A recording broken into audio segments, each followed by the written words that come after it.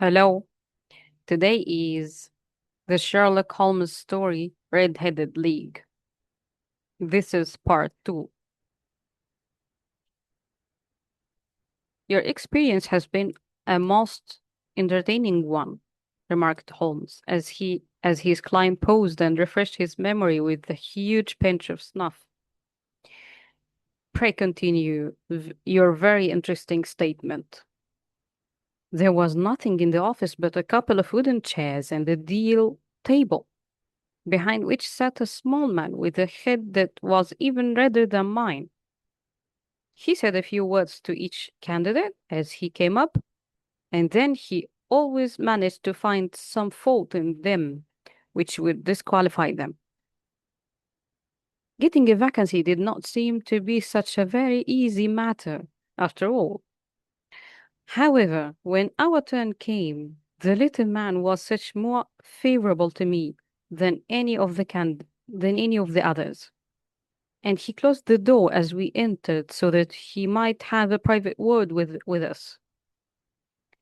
This is Mr. Japes Wilson, said my assistant, as he is willing to fill a vacancy in the league. And he is admirably suited for it, the other answered. He has every requirement. I cannot recall when I have seen anything so fine. He took a step backward, cocked his head on one side, and gazed at my hair until I felt quite bashful. Then suddenly he plunged forward, wrung my head, wrung my hand, and congratulated me warmly on my success. It would be injustice to hesitate, said he. You will, however, I am sure, excuse me for taking an obvious precaution. With that, he seized my hair in both his hands and tugged until I yelled with the pain. There is water in your eyes, said he, as he released me. I perceive that all is as it should be, but we have to be careful, for we have twice been deceived by wigs and once by paint. I could tell you tales of cobbler's wax, which would disgust you with human nature. He stepped over to the window and shouted through it at the top of his voice that the vacancy was filled. A groan of disappointment came up from below, and the folk all trooped away in different directions until there was not a red head to be seen except for my own and that of the manager. My name, said he, is Mr. Duncan Ross, and I am myself one of the pensioners upon the fund left by our noble benefactor. Are you a married man, Mr. Wilson? Have you a family? I answered that I had not. His face fell immediately. Dear me, he said gravely. That is very serious indeed. I am sorry to hear you say that. The fund was, of course, for the propagation and spread of the redheads as well as for their maintenance. It's exceedingly unfortunate that he should be a bachelor. My face lengthened at this, Mr. Holmes, for I thought that I was not to have the vacancy after all. But after thinking it over for a few minutes, he said that it would be all right. In the case of another, said he, the objection might be fatal, but we must stretch a point in favor of a man with such a head of hair as yours. When shall when shall you be able to enter upon your new duties?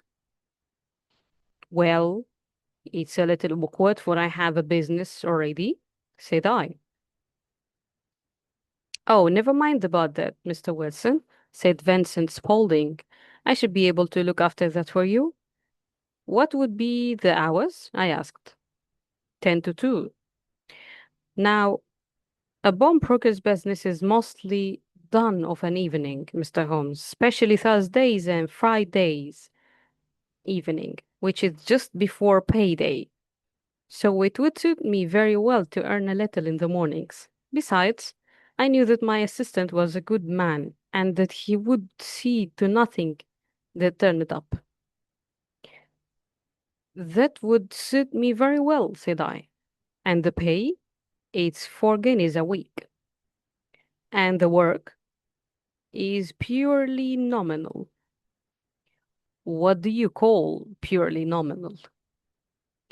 Well, you have to be in the office, or at least in the building, the whole time. If you leave, you forfeit your whole position forever. The well is very clear upon this point. You don't comply with the conditions if you budge from the office during that time. It's only 4 hours a day, and I should not think of leaving, said I. No excuse will avail, said Mr. Duncan Ross. Neither sickness, nor business, nor anything else. That you must stay. There you must stay, or you lose your billet. And the work is to copy out the Encyclopedia Britannica. There is the first volume of it in that press. You must find your own ink, pens, and blotting paper. But we provide this table and chair. Will you be ready tomorrow? Certainly, I said. Then goodbye, Mr. Jeeves Wilson, and let me congratulate you once more on the important position which you have been fortunate enough to gain. He bowed me out of the room, and I went home with my assistant, hardly knowing what to say or do. I was so pleased at my own good fortune. Well, I thought over the matter all day, and by evening I was in low spirits again, for I had quite persuaded myself that the whole affair must be some great hoax or fraud, though what its object might be I couldn't imagine. It seemed altogether past belief that anyone could make such a will, or that they would pay such a sum for doing anything so simple as copying out the Encyclopedia Britannica. Vincent Spaulding did what he could to cheer me up, but by bedtime I had reasoned myself out of the whole thing. However, in the morning, I determined to have a look at it anyhow. So I bought a penny bottle of ink and, with a quill pen and seven sheets of foolscap paper, I started off for Pop's Court. Well, to my surprise and delight, everything was as right as possible. The table was set out ready for me, and Mr. Duncan Ross was there to see that I got fairly to work. He started me off upon the letter A, and then he left me. But he would drop in from time to time to see that all was right with me. And at 2 o'clock he bade me good day, complimented me upon the amount that I had written, and locked the door of the office after me. This went on day after day, Mr. Holmes, and on Saturday the manager came in and plunked down 4 golden sovereigns for my week's work. It was the same next week, and the same the week after. Every morning I was there at 10, and every afternoon I left at 2. By degrees, Mr. Duncan Ross took to coming in only once of a morning, and then, after a time, he did not come in at all. Still, of course, I never dared to leave the room for an instant, for I was not sure when he might come, and the billet was such a good one, and suited me so well, that I would not risk the loss of it. 8 weeks passed away like this, and I had written about abbot, archery, and armor, and architecture, and Attica, and hoped with diligence that I might get on to the B before very long. It cost me something in foolscape, and I had pretty nearly filled the shelf with my writings. And then suddenly the whole business came to an end. To an end? Yes, sir. And no later than this morning, I went to my work as usual at 10 o'clock, but the door was shut and locked, with a little square of cardboard hammered on it onto the middle of the panel with a tack. Here it is, and you can read for yourself. He held up a paper. He held up a piece of white cardboard about the size of a sheet of a notepaper. It read in this fashion: The Red-Headed League is dissolved. October 9th, 1890. Sherlock Holmes and I surveyed the curt announcement and the rueful face behind it, until the comical side of the affair so completely overtopped, overtopped every other consideration that we both burst out into a roar of laughter. I cannot see that there is anything very funny, cried our client, flushing up to the roots of his flaming head. If you can do nothing better than laugh at me, I can go elsewhere.